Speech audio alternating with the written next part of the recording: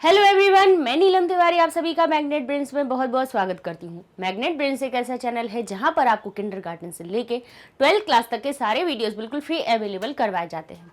जैसा कि हम विसर्ग संधि पढ़ रहे हैं और विसर्ग में भी हमने आपको सत्व बताई, शत्व बताई और उसके बाद हमने आपको रुत्व बताई। रुत्व का भी क्या होता है, अपना उत्व संधि होती है, क्योंकि रु आदेश करते हैं उसको, लेकिन उसका हमारा उ शेष रह जाता है, तो ये अपन ने बता दी है। अब इसके बाद हम चलते हैं विसर्ग संधि का उसी जैसा एक और नियम होता है रुत्व, जो हम अपनी रुत्व पढ़ रहे थे। और रुत्व में इसके पहले जो उत्व संधि पढ़ी थी, उत्व संधि में क्या होता है भाई, ये हो जाता है सिर्फ परिवर्तन कि जो रु आदेश होता है विसर्ग के स्थान पर, ये विसर्ग है, विसर्ग के स्थान पे रु आदेश होता है, तो उसमें हमारा र गायब हो जाता है और उ शेष रह जाता है, इसीलिए उसका नाम रख दिया हमने उत्व संधि। ठीक है, अब इसमें आते हैं अब हम रुत्व संधि के पास। रुत्व संधि कहती है कि अगर विसर्ग में, अभी अपन क्या कर रहे थे कि विसर्ग के पहले और बाद में आ को देख रहे थे, यहां पर और यहां पर दोनों तरफ अपन क्या देख रहे थे, आ को देख रहे थे। अब यहां पे कहते हैं अपना, कह रहे हैं यदि विसर्ग से पहले अ, कह रहे हैं अ, तो ये तो वही कहेंगे कि विसर्ग के पहले आ वाली बात तो कहाँ हो रही थी, हमारी उत्व में हो रही थी, यहाँ पे भी आ है, नहीं, कह दिया आ और आ को छोड़कर विसर्ग के पहले जब आ है तो उसको हमें ओ की मात्रा में बदलना है। ये हो गया हमारा उत्व संधि का नियम।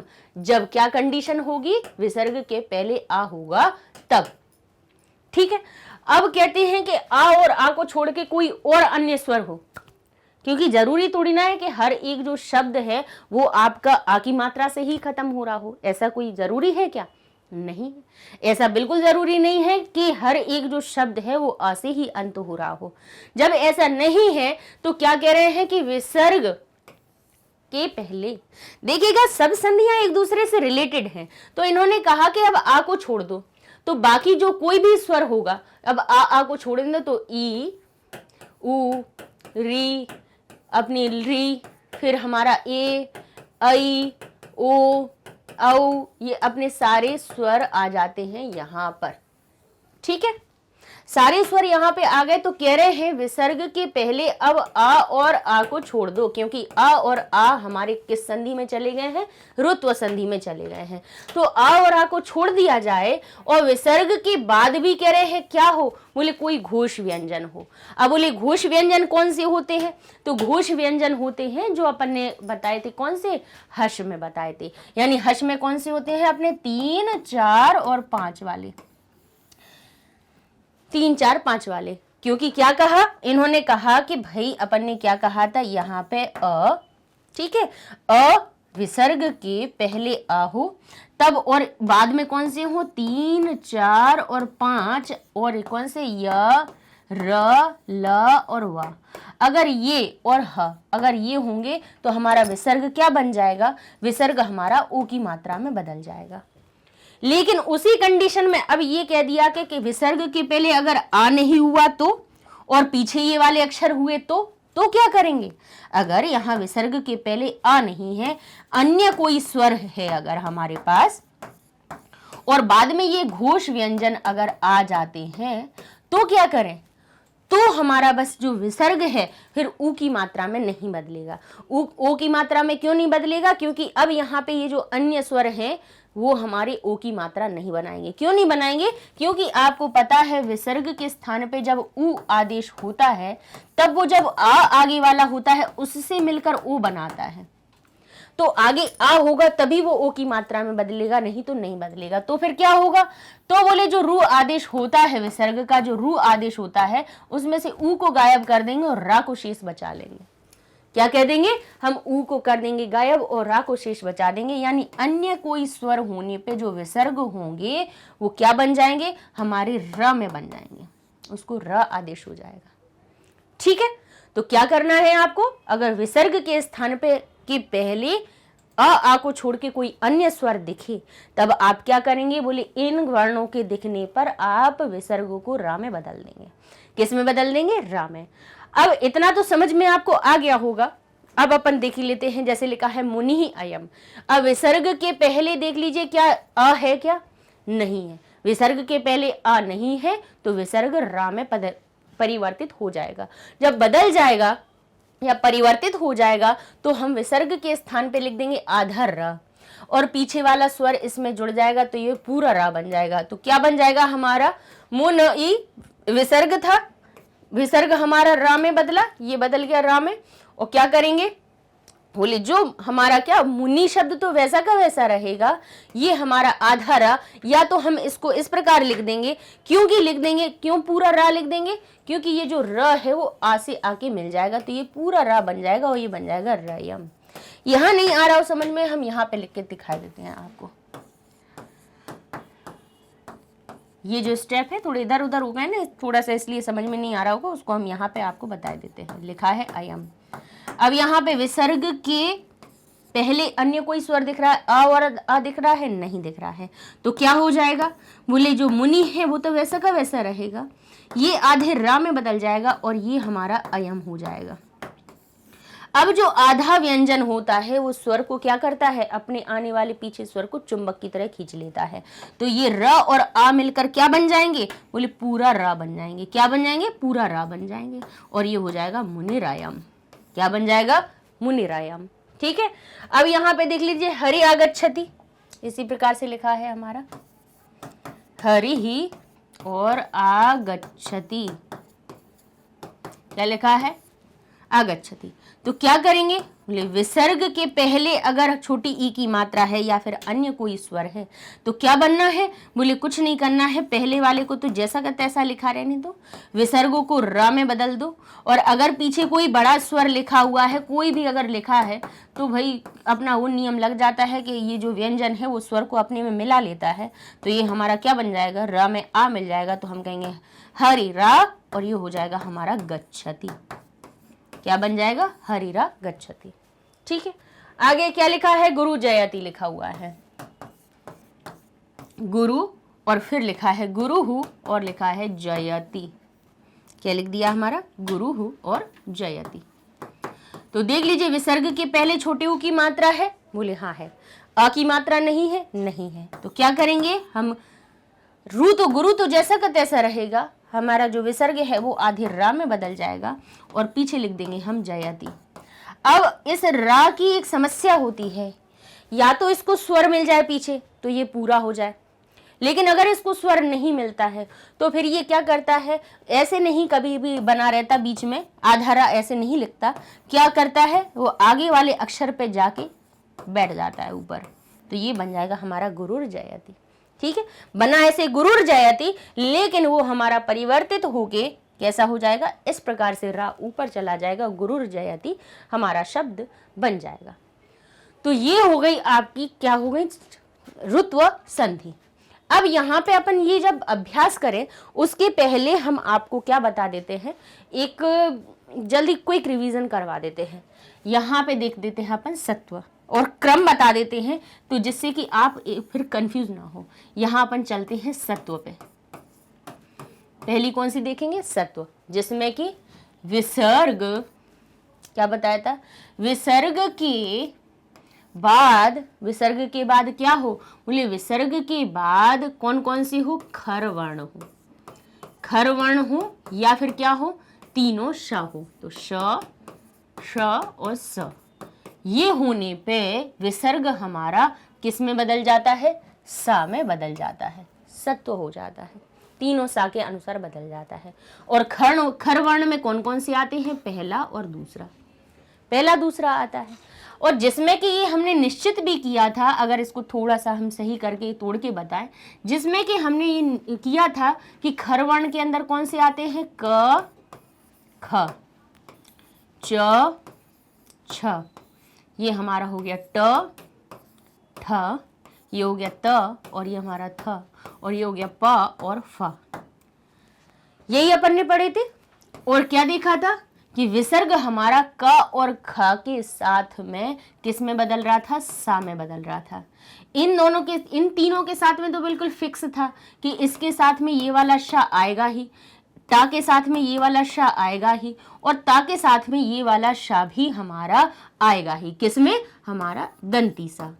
लेकिन इसी में एक अपन ने परिवर्तन देख लिया था, सत्व की जगह शत्व संधि में, कि शत्व में क्या देख लिया था अपन ने परिवर्तन,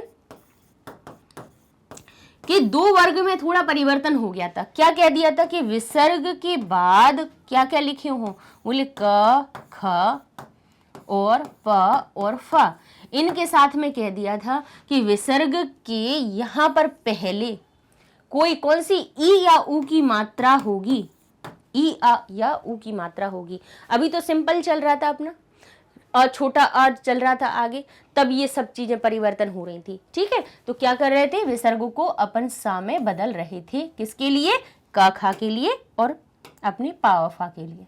ठीक है, इसी का एक अपवाद है, मतलब कहीं पर किन किन कंडीशनों में इनके साथ में, किनके, का और खा के साथ में, पा और फा के साथ में जो हमारा विसर्ग है वो कैसे सा की जगह शा में बदल जाता है, कैसे इस शा में बदल जाता है। तो क्या कहा था कि का और खा, पा और फा के पहले, दिख रहे हो पीछे, देखने दीजिए, और अगर उसके पहले कोई ई या ऊ की मात्रा होगी तो फिर ये ही हमारा विसर्ग शा में बदल जाएगा।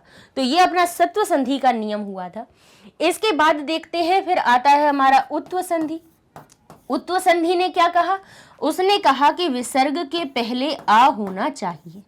बोले ठीक है, होना चाहिए, और पीछे क्या होना चाहिए, आ हो जाए या फिर कौन से हो जाए, हर्ष वर्ण हो जाए। हर्ष वर्ण में कौन से, बोले पहला और दूसरे नंबर के वर्ण जब सत्व संधि में चले गए तो 3, 4 और 5 और य, र, ल और व बचते हैं, उनको हमने किस संधि में कर दिया, उत्व संधि में। यानी यहां पर विसर्ग संधि हमारी ओ की मात्रा में बदलेगी।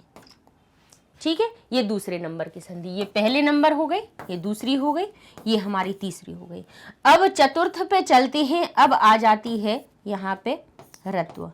अब क्या कहा गया, बोले यहाँ पे ई और ऊ की मात्रा वाला भी सत्व ने निपटा दिया, आ की मात्रा वाला भी निपटा दिया, पहले और दूसरे वर्ण सब निपट गए।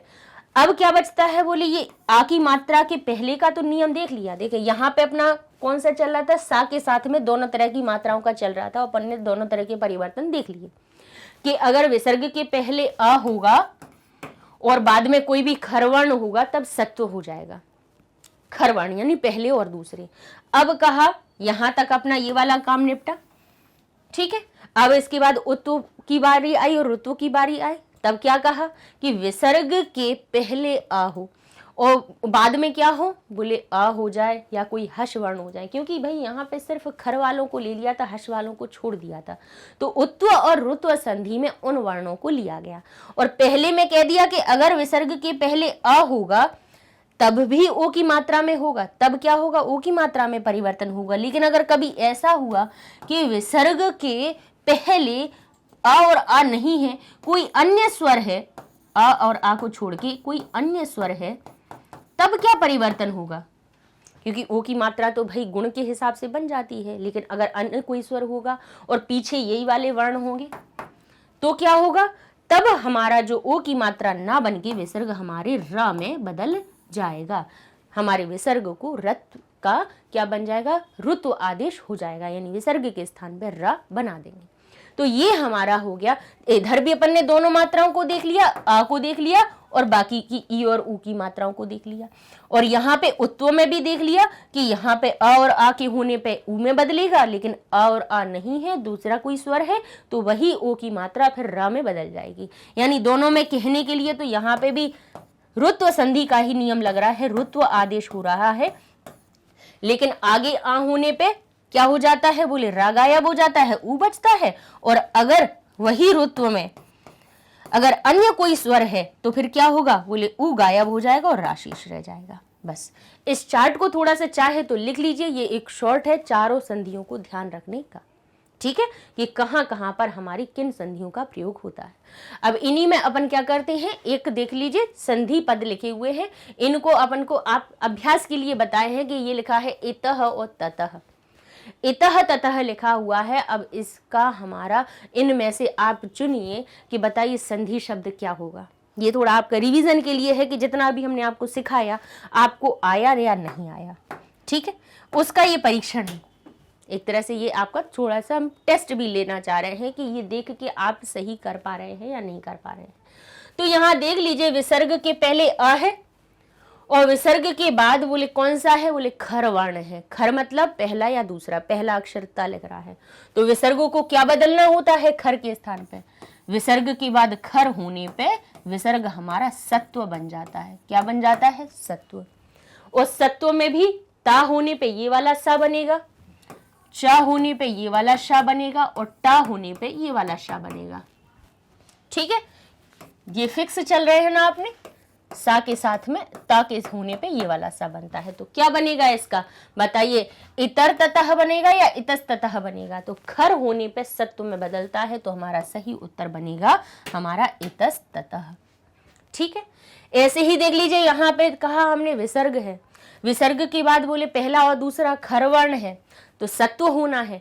लेकिन का और पा की लाइन में देख लेना, यहाँ पे कहीं विसर्ग के पहले कोई ई या ऊ की मात्रा तो नहीं है, बोले है।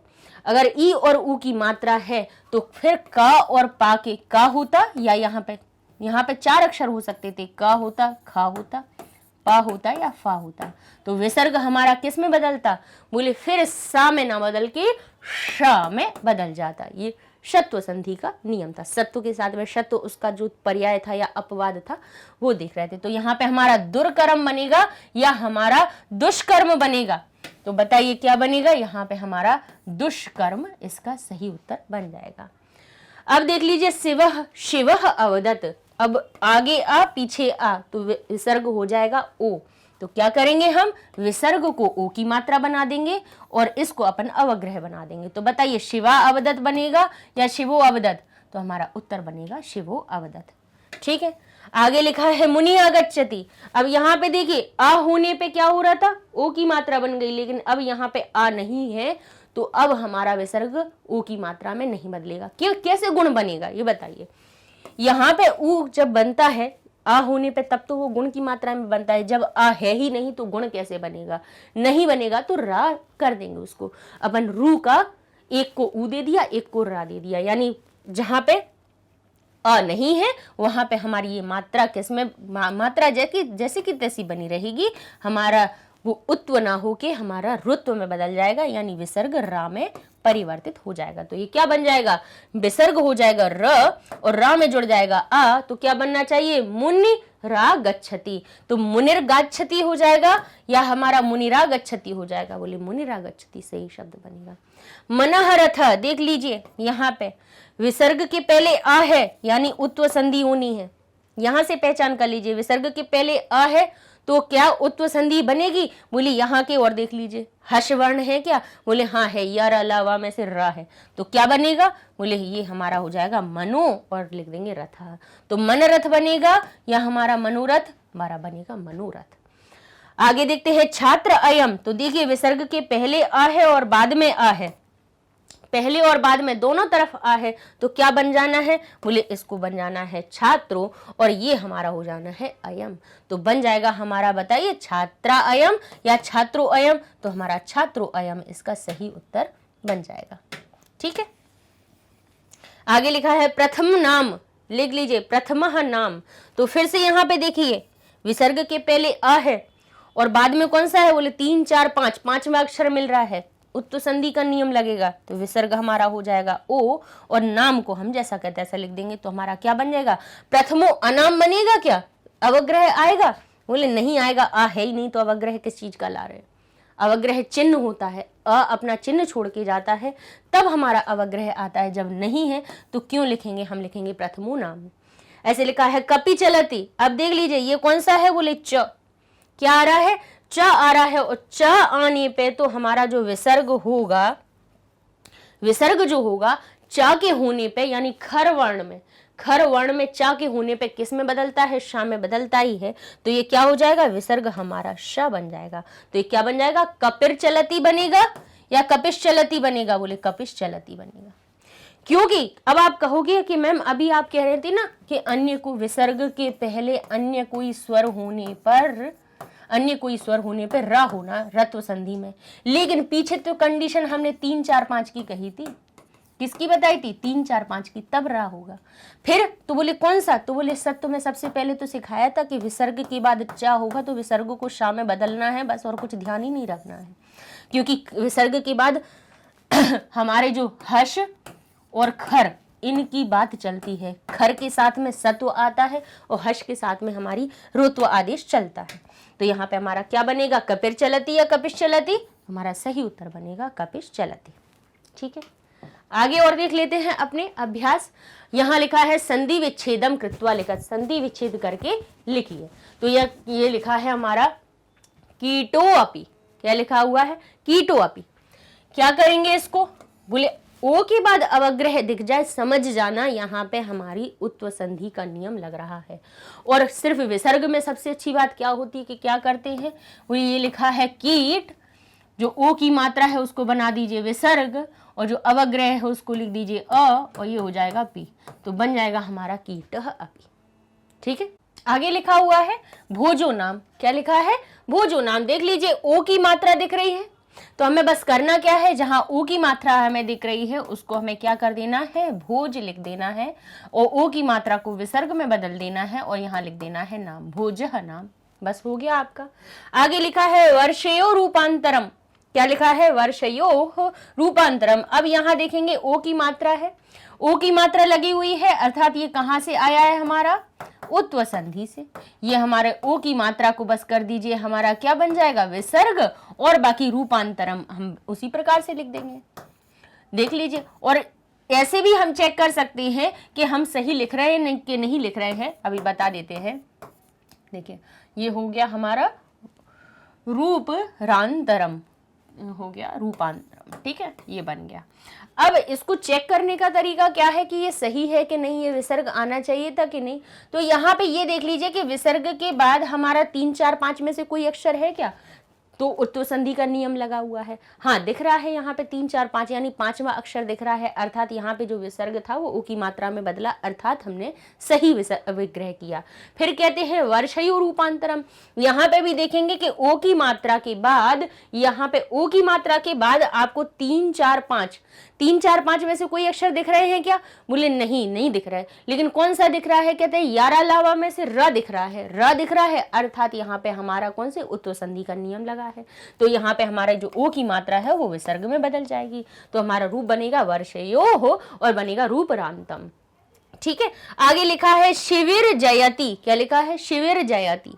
ठीक है, अब आपको पता है कि शिव हमें पता चल रहा है, जयति सही लिख रहा है। दो शब्दों को तोड़ रहे हैं तो शिव और जयति दोनों हमारे पास सही मिल रहे हैं, लेकिन ये र कहां से आया? आधा रा जहां कहीं पे आपको दिखे तो समझ जाइएगा कि ये निश्चित ही कहीं ना कहीं से हमारी विसर्ग संधि से आया है। कौन सी संधि होती है हमारी होती है विसर्ग में भी रुत्व संधि। तो ये हमारा क्या बनेगा, इस रा को बस हम विसर्ग बना देंगे और जयति हम जैसा कहते ऐसा लिख देंगे, तो ये हो जाएगा हमारा शिवी जयति। चेक करने का तरीका क्या है कि ये र सही है कि नहीं है, कि यहाँ पे ये जो र बनाया हुआ है ये सही बना कि नहीं बना है, ये विसर्ग के स्थान पे आया है कि नहीं आया है। तो उसके लिए क्या देखते हैं, र कहाँ पे आता है, विसर्ग के पहले आ को छोड़ के कोई अन्य स्वर की मात्रा है, बोले हाँ है। यहाँ पे घोष व्यंजन है, बोले हाँ है। जा के बाद तीसरे चौथे जो अक्षर आते हैं वो हमारे किस में पहुंच जाते हैं, घोष व्यंजन में। बोले दोनों चीजें मिल रही हैं, अर्थात हमने जो विग्रह किया है वो हमारा सही है। आगे देखे लिखा हुआ है महापुरुषई रपि। अब रपि तो समझ में नहीं आ रहा है कि रपि क्या होता है, महापुरुषई तो समझ में आ रहा है कि महापुरुषई है। और ऐ की मात्रा हमारी किस विभक्ति में आती है, तृतीया विभक्ति बहुवचन में आती है। फिर उसके बाद आ रहा है हमारा रपि, तो हम क्या लिखेंगे, यहाँ पे लिखेंगे महा, ये लिखेंगे पुरुषई, और ये जो रपि है ये भाई रपि कहाँ से आया, रपि तो कुछ नहीं होता है, महापुरुषई तो ठीक हो रहा है, लेकिन रपि कैसे बन सकता है, नहीं बन सकता है। तो रा को अगर तोड़ेंगे तो किससे टूटेगा, र और अ में टूटेगा, तो अ इसको मिलेगा तो अपि ठीक बन गया, अव्यय बन गया। तो बोले ये आधा रा कहाँ से आ गया, बोले विसर्ग से आ गया, क्योंकि यहाँ पे विसर्ग के पहले आ को छोड़ के ऐ की मात्रा है, तो ये हमारा विसर्ग संधि का, रत्व संधि का नियम लग रहा है इसमें कि विसर्ग के पहले आ को छोड़ के कोई मात्रा होती है तो विसर्ग हमारा रा में परिवर्तित हो जाता है, और रा में परिवर्तित होके पीछे वाला जो अ था उससे जुड़ गया, इसलिए ये हमारा क्या बन गया, महापुरुषई। तोड़ेंगे तो क्या बनेगा, ये हमारा विसर्ग हम रा हमारा किस में परिवर्तित हो जाएगा, आधा रा, जो पूरा रा है उसमें से आधा रा विसर्ग बन जाएगा और उसका बचा हुआ शेष अ पीछे पहुंच जाएगा, तो ये हमारा बन जाएगा महापुरुषई अपी। जहां पे रपी अपी कहीं पे दिखे ना, जैसे देखिए ये अवग्रह वाला पी दिखे, यहाँ पे र के साथ में पी दिखे, तो समझ जाना यहाँ पे निश्चित ही हमारी क्या हुई है, हमारी जो विसर्ग संधि है वो हुई है और उसके में कोई ना कोई स्वर जुड़ गया, इसीलिए यहाँ पे ये अपी हमारा रपी बन गया। यहाँ पे भी हमारा अवग्रह के साथ में पी बना हुआ है। लिखा हुआ है नमस्कारः, क्या लिखा हुआ है, नमस्कारः। तो किससे बनेगा, हमारा नमः के संग में क्या जुड़ेगा, का। अगर ये ना भी हो तो यहाँ देख लीजिए हमारा बीच में स, र या ओ कि कौन सी मात्रा मिल रही है, बोले स मिल रहा है। और अगर ये कह रहे हैं विच्छेद करना है, अर्थात अगर आधा स है बीच में, आधा र बीच में है, ओ की मात्रा बीच में है, तो ये कहां से आती है, विसर्ग संधि से। तो करना क्या है, बोले ये सत्व संधि का नियम लग रहा है, जिसमें कि आगे आ होने पे और पीछे हमारा खर वर्ण होने पे, खर यानी 1 और 2, तो का पहले नंबर का अक्षर आता है, खर वर्ण होने पे सत्तुष्क संधि का नियम बनता है। तो सिर्फ क्या करना है, सा को हमें विसर्ग बना देना है और बन जाएगा नमःकारः। ऐसे ही लिखा है धनुष्टंकारः। अब यहाँ पे देखेंगे क्या बना हुआ है, बोले श, आधा श बना हुआ है। धनु समझ में आ रहा है, टंकार समझ में आ रहा है, श कहां से आया, तो श हमारा कहां से आया, बोले शत्व संधि से आया। तो क्या करना है, बोले कुछ नहीं करना है, बस जो श है, स है, र है, उनको विसर्ग में बदल दीजिए और बाकी चीजें वैसी की वैसी लिख दीजिए। तो ये हमारा हो जाएगा टंकार, धनुष टंकार, ठीक है, नमःकार। तो ये हमारे देख लीजिए आपके सब ये रूप विग्रह करना भी हमने आपको सिखा दिया, ठीक है। अच्छा, ओ की मात्रा के साथ में एक परेशानी क्या होती है, अपन को क्या लगता है कि यहाँ पे ओ की मात्रा गुण संधि से भी आ सकती है। तो चलिए अगर एक बार अपन देख लेते हैं नजर घुमा के कि इसको अगर हम किससे तोड़ते, इस ओ की मात्रा को अगर हम आ और उ में विभाजित करते, गुण संधि के हिसाब से विभाजित करते, तो क्या सही आता क्या। तो देख लेते हैं कि हम भू को अलग लिख दीजिए, तोड़ना हमने अयादि संधि जब पढ़ाई है उसमें हमने आपको तोड़ना भी सिखाया है, विग्रह करना इसीलिए हमने सिखा दिया। संधि तो हर जगह सीख जाते हैं, जहाँ पे विग्रह की बात आती है तो वो बच्चों को मिलता नहीं है। अभी हमने क्या किया, जो को तोड़ दिया, किसमें, अपने ओ में, ज में से ओ अलग निकाल दिया, टूट गया। अब क्या कीजिए, अब इस ओ को तोड़ लीजिए, टूटेगा किसमें, टूटेगा अ और उ में। तो अब हम क्या करेंगे, ज को दे देंगे ये, तो ये तो बन जाएगा भोज, बोले चलो भोज तो सही बन रहा है अक्षर। अब ये उ हमारा कहाँ जाएगा, पीछे चला जाएगा, तो ये बन जाएगा उनाम। तो भाई भोज तो ठीक बनना है, लेकिन उनाम क्या होता है, बोले कुछ नहीं होता है। तो अर्थात ये हमारा गुण संधि में नहीं टूट रहा है, और गुण संधि में नहीं है तो ओ की मात्रा या तो गुण में आती है या विसर्ग में आती है। तो जब गुण से ना टूटे तो उसको विसर्ग से तोड़ दीजिएगा। तो ये दोनों आपको हमने तरीके बता दिए। तो इस तरह से आपकी स्वर, व्यंजन और विसर्ग, जितनी तरह की आपकी संधि आपके सिलेबस में या आपकी शेमुशी पुस्तक में आई है वो हमने आपको सब करवा दी, संधि करना भी सिखा दिया और उसका विच्छेद भी सिखा दिया। अब आपको करना क्या है, आप अब अपनी बुक को उठाइए और बुक में जहाँ जहाँ जो जो संधियाँ दी हैं अब उनको करने की कोशिश कीजिए। नहीं आए तो कमेंट में कर दीजिए कि मैम ये वाला नहीं आ रहा है, वर्ड टाइप करके लिख दीजिए कि मैम ये वाला हमें बता दीजिए, हम उसको आपको सॉल्व करके बता देंगे। जिससे रिलेट होगा वो बता देंगे कि इसमें ये वाली संधि का नियम लगा है, तब ये परिवर्तन हुआ, हम आपको उसका आंसर भी बता देंगे, ठीक है। तो मिलते हैं नेक्स्ट वीडियो में। अब हम अपना एक नया टॉपिक शुरू करेंगे जिसको कहेंगे कारक। पहले कारक बताएंगे, कारक और विभक्ति आपको समझाएंगे, फिर आपको शब्द रूप की तरफ ले जाएंगे। क्योंकि कारक विभक्ति समझ जाएंगे तो फिर आप शब्द रूप में जो छुपे हुए चिन्ह हैं वो समझ लेंगे कि शब्द रूप हम क्यों पढ़ते हैं। सब कहते हैं शब्द रूप याद करो, शब्द रूप याद करो, लेकिन शब्द रूप करने के क्या फायदे होते हैं या हमें क्यों पढ़ना चाहिए, वो चीज़ हम कारक पढ़ने के बाद आपको बताएंगे, ठीक है। तो उपपद विभक्तियां भी होती हैं कारक की, वो वाली भी सिखाएंगे, लेकिन पहले कारक का थोड़ा सा इंट्रोडक्शन देके फिर हम आपको शब्द रूप याद करवाएंगे। फिर उसके बाद अपन विभक्तियां लगाना सीखेंगे कि किस प्रकार से कहाँ विभक्ति लगाई जाती है, ठीक है। तो आपको हमारे चैनल के वीडियोस भी सारे कहाँ मिल जाएंगे, मैग्नेट ब्रेन्स की वेबसाइट पे मिल जाएंगे, यूट्यूब पे तो मिल ही रहे हैं, वेबसाइट पे आपको सिस्टमेटिक मिल जाएंगे। करना क्या है, गूगल टैब पे जाइए, magnetbrains.com लिखिए, आपके सामने वेबसाइट का पेज हो जाता है ओपन। आप इसको स्क्रॉल करते हैं तो यहाँ पे आपको सारी क्लासेस दिखने लगेंगी। इसमें आप जिस क्लास को सिलेक्ट करेंगे वही हो जाता है ओपन। मान लीजिए आपने क्लास 8 को सिलेक्ट किया तो आपके सामने 8th क्लास के सारे सब्जेक्ट की लिस्ट हो जाती है ओपन। अब मान लीजिए आप इस पे संस्कृत पे गए और आपने संस्कृत को ओपन किया तो आपके सामने संस्कृत का पेज ओपन हो गया क्लास 8th का। यहाँ पे आपको चैप्टर वाइज वीडियोस मिल जाएंगे, हर चैप्टर में कितना कितना आपके लेक्चर्स करवाए हैं या क्या क्या करवाया है, सारी चीज़ें यहाँ पे आपको सिस्टमेटिक मिल जाएंगी। मतलब मान लीजिए चैप्टर 1 है तो उससे जुड़े हुए 3 लेक्चर करवाए हैं तो 3 लेक्चर यहाँ पर आपको उसकी लिस्ट में मिल जाएंगे। आप खोलिए चैप्टर 1 तो आपको ऐसे 3 लिस्ट दिख जाएगी, 3। आप मान लीजिए फर्स्ट पे गए तो और उसको क्लिक किया तो आपके सामने पहला वीडियो ओपन हो जाएगा, दूसरी लिंक को क्लिक करेंगे तो दूसरा वीडियो हो जाएगा, सामने सब चीज़ स्पष्ट लिखी है। अनुवाद पार्ट 1 है, इसमें अनुवाद पार्ट 2, इसमें अभ्यास है। जो चीज़ अनुवाद पढ़ चुके हैं तो अभ्यास नहीं बचा हुआ है तो अभ्यास पे जाके सीधा वो वीडियो खोल लीजिए। सबसे अच्छी बात है कि जो चीज़ पढ़नी है उसी पे जाके सीधा आप पहुँच जाएंगे, ना तो प्ले लिस्ट में ढूंढने की ज़रूरत है, ना ही परेशान होने की ज़रूरत है। तो भाई वेबसाइट बनाई ही इसीलिए है कि बच्चों को कई चीज़ें ढूंढने में परेशानी होती थी, प्लेलिस्ट नहीं मिलती थी, इधर उधर परेशान होते थे। अब परेशान मत होइए, सीधे वेबसाइट पे जाके अपने जो चीज़ पढ़नी है वहाँ पे एग्जैक्ट पहुँच जाएंगे आप। पढ़ते रहिए मैग्नेट ब्रेन्स के साथ में, मिलते हैं अपने एक नए टॉपिक के साथ में, तब तक के लिए धन्यवाद।